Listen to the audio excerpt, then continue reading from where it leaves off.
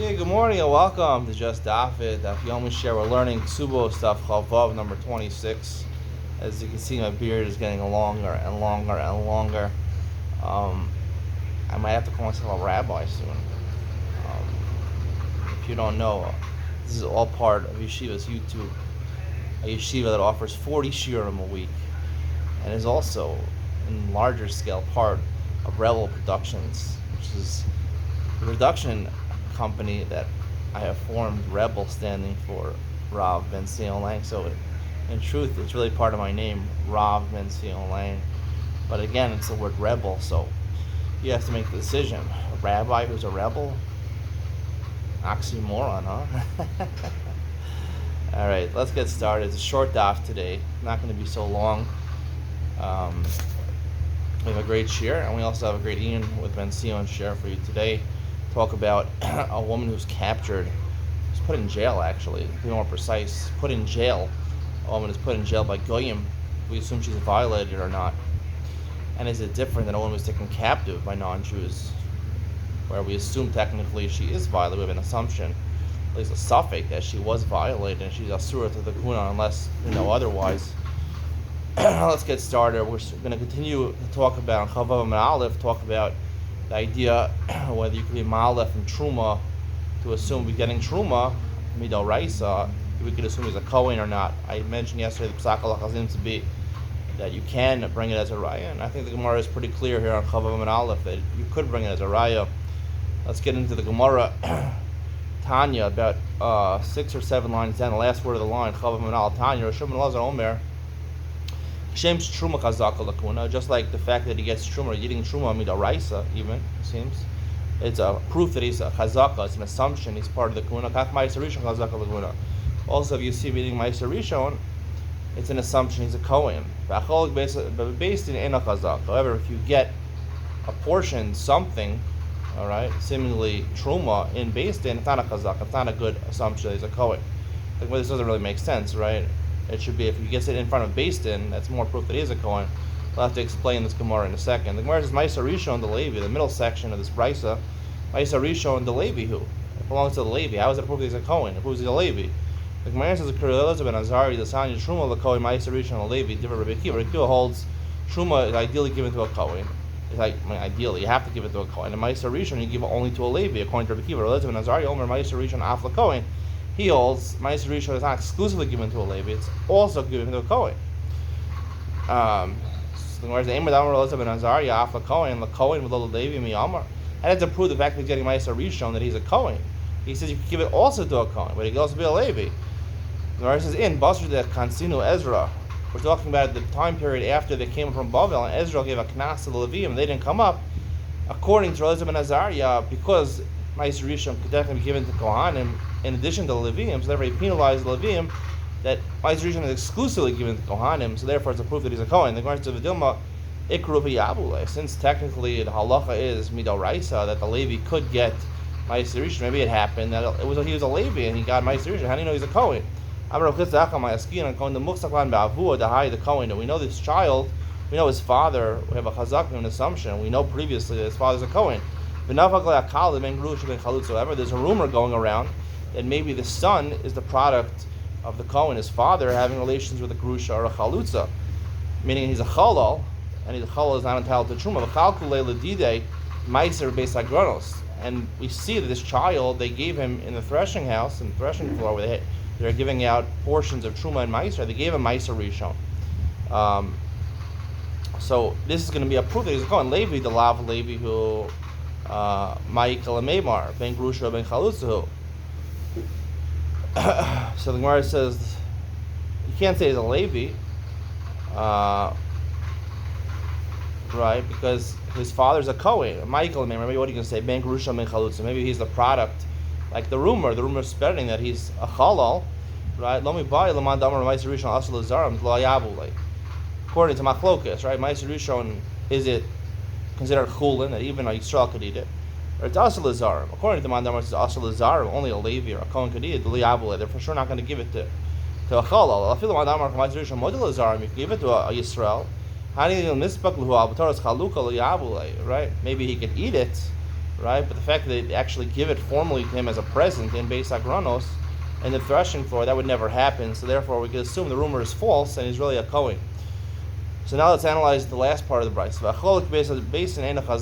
gets based in paskins, based in rules that he can get Meiser Rishon or Truma. It's not a Chazaka. It's not an assumption he's a Kohen. The Gemara says even based on Lavi Chazaka, that's the strongest proof. If based in paskins he can get Truma or Meiser Rishon, right, under the circumstances we said before, Meiser Rishon. So for sure it's a proof he's a Kohen. It's talking about a case where the father dies and he leaves over two sons, right? And some of the assets of the Kohen is Truma. The food he left over is Truma. So his two sons inherit his father, and the Beis Din gives an inheritance. They give some Truma to one brother, who we know is a Kohen, and some Truma to the other brother, right? And we're not sure if this other son, right, he might be a chalal. Obviously he's a Kohen, his father's a Kohen, but he might be a chalal. One son might be the product of a kosher mother, the other might be a product of a grusha or a chalutza. The Beis Din ain't a chazaka pshita. So obviously it's pshita, maybe the son's actually a chalal. The fact that Beis Din gave one brother to eat, the other one they also gave to no. The fact that they gave it to the other brother is not a proof that he's a Kohen. Maybe they gave it for him to sell it, because technically it's his property, it's just they can't eat it. He could sell it to another Kohen and can make money off of it. So therefore, it's not a proof that he's a Kohen. Maybe he's really a chalal. Rabbi Yehuda Omer Eid Malin L'Kun Al Pi Eidecha. At the end of the Mishnah says, Rabbi Yehuda says, right, and therefore one aide says he's a Kohen, another friend says he's a Kohen. We don't believe them. And then we have two opinions at the end of the Mishnah, which says, Rosh Hashanah says, if there's not odor in, then we believe Eidecha. And another says we believe Eidecha in general. So the Gemara says, Rosh Hashanah Hani Rebbe Lazar, right? It sounds like the same thing.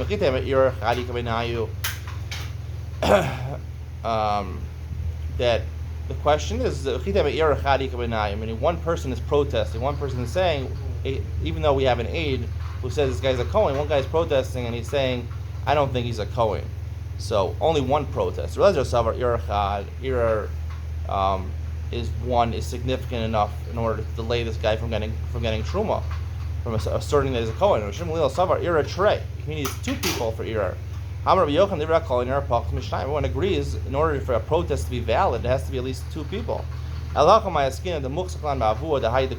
chazaka again, the father of this person who's a safek, we don't know who he is, he's a Kohen. What's the chashash over here? We're worried that he's a product of chalal. He's a product of his father marrying a grusha chalutza, and therefore, based on this rumor, so therefore, we can't go with the chazaka da basa, the chazaka of his father, and we can't give him truma. We can't treat him like a Kohen. Then an Eid Echad comes. Amar Yadana be the Kohen. The Eid Echad comes, like our Mishnah says, and says, no, this guy's really a Kohen. He's a valid Kohen. He's not a chalal. V'askinei, and Beis therefore lifts him up and treats him as a Kohen on top of Kavam and Beis. V'asu Beitrei. Then two Eidim come. Amri ben Grusha ben Chalutza. They testify, no, we know not like the Eid Echad. We know he's actually the product of a Grusha or Chalutza. He's a chalal. And then Beis Din puts him down. They lower him. They say he's not the status of a Kohen. Then finally another aid comes. Amar Yadana be the Kohen who. So now you have two Eidim saying he's a Kohen, and two Eidim saying he's a Chalal. The Chulei Almid star from the Eidos. Everyone agrees that you can combine the Eidos of the one kosher aid beforehand and the one aid that says he's kosher afterwards. How come Meichash Ziluz the Beidina kamifli? The Machlok between Shimon Gamliel and Rebbe Lezer. What's Machlok between them? I'm talking too fast, like Ben Shapiro over here. I see too much Ben Shapiro. Blah, blah, blah, blah, blah. I can't talk so fast. I don't know. Just have to talk like a normal person. The Chulei Alma Amar Yadana the Kohen. The Chulei Alma start from the Eidos. V'acham Meichash Ziluz the Beidina kamifli. Here we're talking about where they're worried about degrading a basin, the psak of a basin. Tana Kamasavar Kevan Dachsine Lo Maskinen Lei. The Tanakama holds, once we lower him, right, we can't pick him up again based on the testimony of Eid Echad. Chayshino Lezilusi the Beidina. I'm sorry, we can't pick him on the second Eid Echad comes, and now you have two Eidim that say that he's kosher, right? You can't pick him up because based on already lowered him. So once he's lowered not to be a Kohen, he's rendered not a Kohen, you can't pick him up and reassert that he's a Kohen. Chayshinan Lezilusi the Beidina. Roshim Galil Savra Ananachsinan Le. We put them down, we can pick them up. And even though it looks bad that Beis Din looks like they're making a mistake, they put him down and they're bringing him up. It looks bad on the Beis Din. Still, the emes is that now we have a raya that he's a Kohen. I mean, what do we have? We have Trey V'Trey here. Two people say it's Ben Grusha and Chulzan. Two people say you combine the Eidos of the two Kasher Eidim, so it's Trey V'Trey. So they get knocked out. You go with the Chazaka. The Chazaka of his father was a Kohen, so therefore it transfers to him, and therefore we assume he's a Kohen. Rashi asked the following question. Why is that the case of Eid Echad says yes, then two Eidim say no, and then Eid Echad says yes? Even if it was two Eidim said no, and then two Eidim, why is it Eid Echad combined with our Eid Echad? Al Amar Rashi must be the Machlokas in the Mishnah whether you can combine Eidim that testify two separate times. It's the exact Machlokas of the following Tanai, Misanya.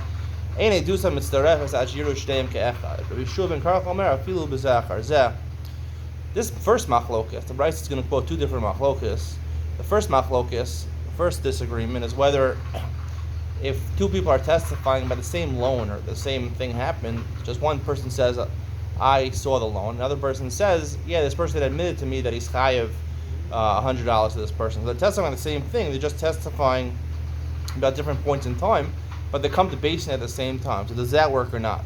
So according to Rabbi Yeshua ben Karcha, it does work. According to Tanna Kama, it doesn't work. They have to both see the loan, the actual loan. But a second machlok, right? In order for two Eidim, even if they testify, they both saw the loan, they have to come together to Beis Din.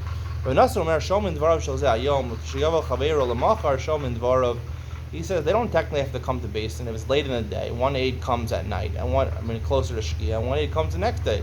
Or even if they're a couple days away, you can combine the Eidos. And that is the opinion of the one who says that we even though we're Machsine, we lowered him, we can raise him back again because it's started from the Eidos. And the Man Damar who says that no, the error, right, the protest ruins him, the two Eidim that says a Chalal ruins him, we can't reverse it because you don't combine Eidos at two different times. That is the explanation of the Machlokas. The Mishnah says, a woman, she was put in jail. This is what we're talking about. On account of Goyim, she did something wrong monetarily. I don't know. She did money laundering, tax evasion, thievery, I don't know, extortion. Muteres l'bayla. She's muteres l'bayla. Because technically, we're going to see, we're talking about a case that's a theocracy, or no, it's Israel. I don't know, it's a Jewish state, right? A Jewish state. It's ruled by the Jews.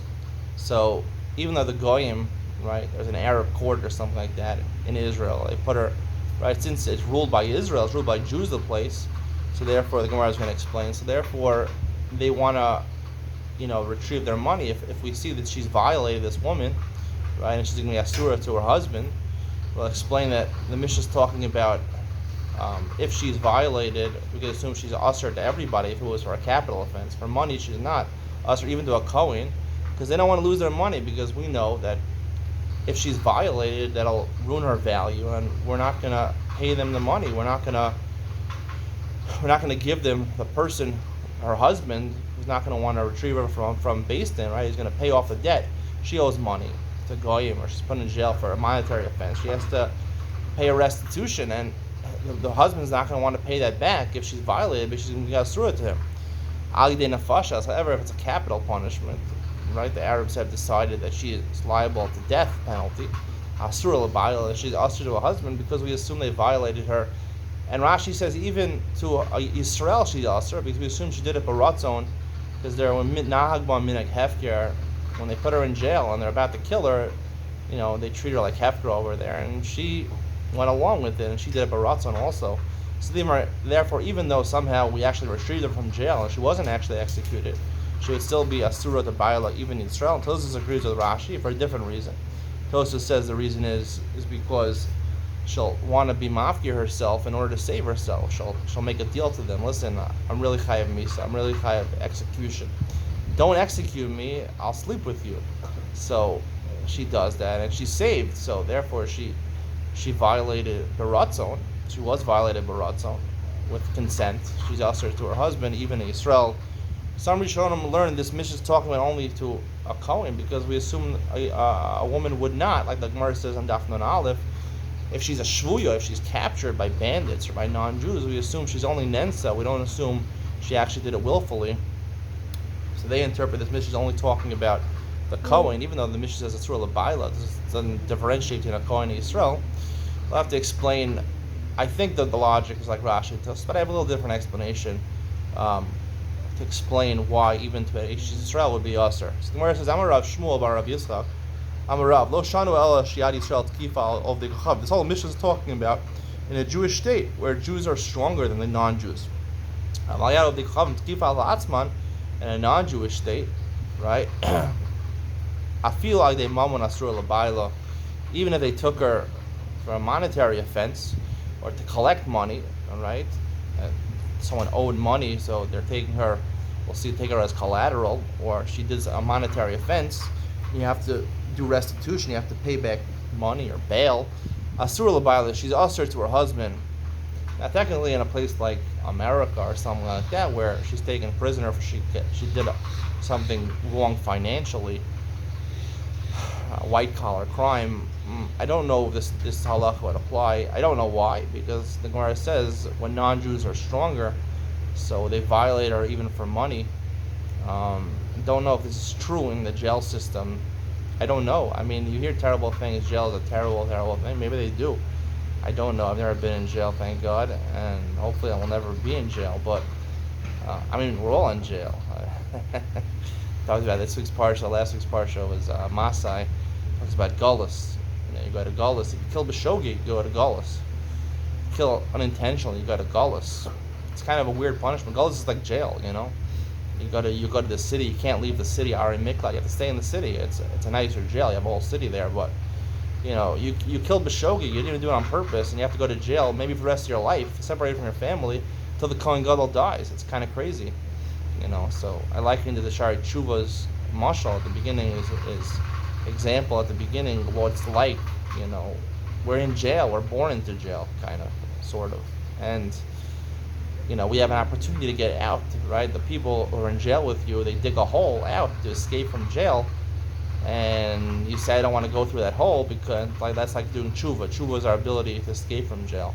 If we do tshuva, we can escape from jail. And now, technically, everyone refers to it. We're in Gullus now. We're in Gullus. We're born into Gullus, right? According to America, you're innocent until proven guilty. According to the Torah, Pirkei Avos, it says,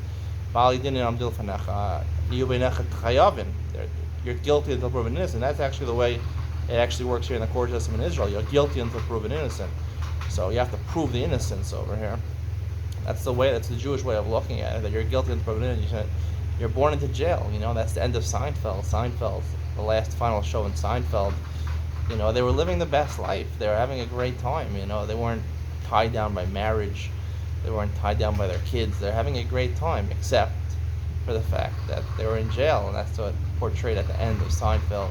If you want to know the imagery and the deep meaning behind Seinfeld, couldn't enjoy this world because they're in jail, and we're all in jail. We're born into jail. We have to get out of jail, have to escape jail. We're in Alcatraz.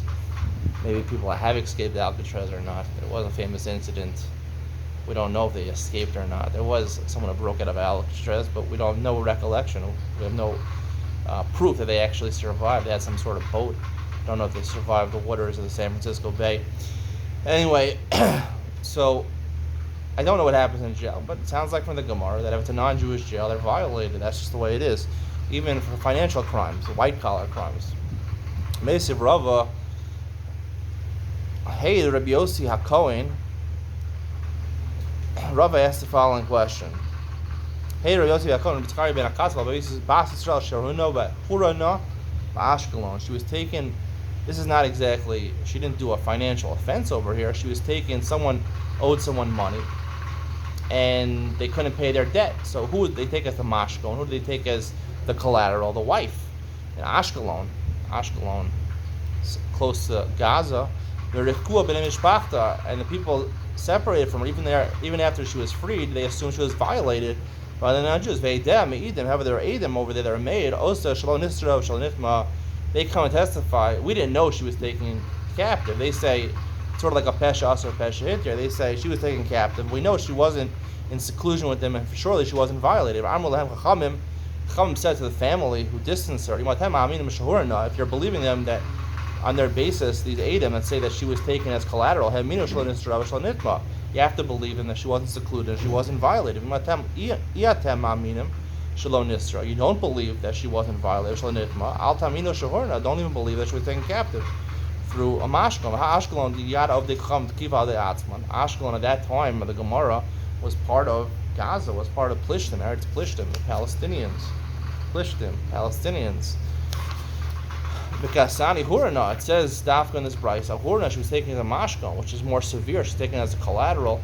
There's more suspicion she might have been violated. Hurana in Nichbashalo. It sounds like if she was taken prisoner, right, like a New York prison system, right, she wouldn't be violated. The Gemara says no. Lo, who adina filu nechbasha. Really, it could have been nechbasha. The reason that this price is talked about for now is because that's the case that happened. So we're talking about a practical case that actually happened, where she was taken as collateral. But the same thing would apply to a jail system that's owned by non-Jews, even on a financial matter. We assume should be violated. We'll get into the maskana of this sugya tomorrow. The Gemara has a little more discussion about this, and we'll try to figure out psak halacha tomorrow. See you in with Ben Sion. We'll talk more about this Mishnah, right? It seems to be she's asura even to a Baal Yisrael, right? She must have done a baratzon. Why'd you do a baratzon? See you there. Bye.